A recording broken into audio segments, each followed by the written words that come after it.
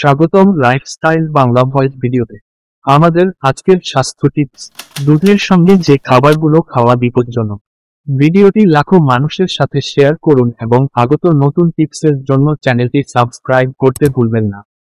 দুধের মতো একটি সুষম পানীয় নিয়মিত পান করা জরুরি। দুধে চুমুক দিলেই দেহে পুষ্টির ঘাটতি মিটিয়ে ফেলতে পারবেন। তবে অনেকেই দুধের সঙ্গে এমন কিছু খাবার খান যা কিনা শরীরের ভয়াবহ ক্ষতি করে দেওয়ার ক্ষমতা রাখে। আর সেই সকল খাবার নিয়েই আলোচনা হলো এই ভিডিওতে। তাই চটপট এই ভিডিওতে চোখ রাখুন। দুধ হলো অত্যন্ত উপকারী একটি পানীয়।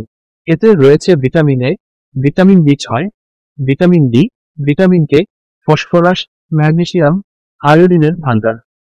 এমনকি এই দুধে বেশ কিছুটা প্রোটিনও রয়েছে, যেই কারণে দুধ খেলে সুস্থ থাকে শরীর। এড়িয়ে চলা যায় একাধিক রোগের ফাঁদ। কিন্তু এই উপকারী দুধ আবার কয়েকটি পরিচিত খাবারের সঙ্গে খাওয়া উচিত নয়। এই ভুলটা করলে উপকার তো মিলবেই না, উল্টো শরীরের ক্ষতি হয়ে যাবে।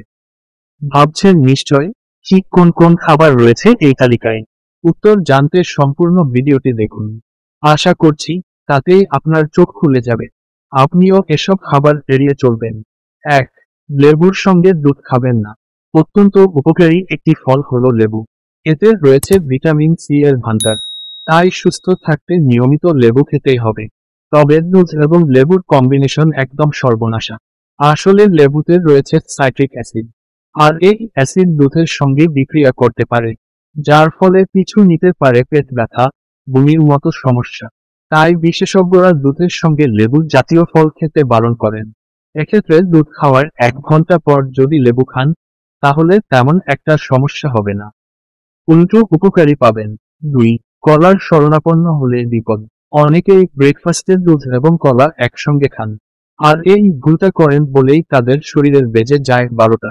কারণ কলা এবং দুধ একসঙ্গে খেলে তা হজম করা কঠিন হয়ে পড়ে, যার ফলে গ্যাস, অ্যাসিডিটির মতো সমস্যার ফাঁদে পড়ার আশঙ্কা কয়েকগুণ বাড়ে। তাই এবার থেকে কলা এবং দুধ একসঙ্গে খাবেন না, বরং দুধ পান করার মোটামুটি 1 ঘন্টা বাদে কলা খান। এই কাজটা করলে যেমন দেহে পুষ্টির ঘাটতি মিটে যাবে, ঠিক তেমনই একাধিক রোগও বাসা বাঁধতে পারবে না। তবে ডায়াবেটিস থাকলে ভুলেও রোজ রোজ কলা খাবেন না, তাতে সুগার বাড়ার আশঙ্কা থাকে। 3. গুড়ের থেকেও বাড়ান দূরত্ব। চিনির থেকে কয়েকগুণ উপকারী গুড়। এতে রয়েছে অত্যন্ত জরুরি কিছু খনিজ।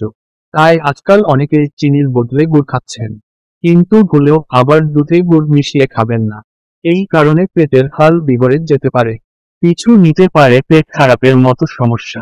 তাই চেষ্টা করুন দুধে গুড় মিশিয়ে না খাওয়ার। প্রসঙ্গত, গুড় হোক বা চিনি, যে কোনো মিষ্টি খাবারই ক্যালোরির ভান্ডার। তাই এসব খাবার খেলে বাড়তে পারে সুগার, এমনকি ওজনও হতে পারে ঊর্ধ্বমুখী। তাই চেষ্টা করুন গুড় যতটা কম সম্ভব খাওয়ার। 4. ফাস্ট ফুড খাওয়ার পর দুধ খাবেন না। আজকাল প্রায় সকলেই ফাস্ট ফুডের দিওয়ানা। তাই তো আমাদের মধ্যে অনেকেই প্রায় দিন রাতে বিরিয়ানি, রোল, চাউমিন খেয়ে রসনা তৃপ্তি করেন, তারপর 1 গ্লাস দুধ খেয়ে ঘুমিয়ে যান। আর এই ভুলটা করেন বলেই তাদের শরীরের হাল বিগড়ে যায়, পিছু নেয় পেটের সমস্যা, এমনকি দুধ খেয়ে কোনো উপকারী পাওয়া যায় না। তাই চেষ্টা করুন কোনো ফাস্ট ফুড খাওয়ার পরপর দুধ পান এড়িয়ে চলার।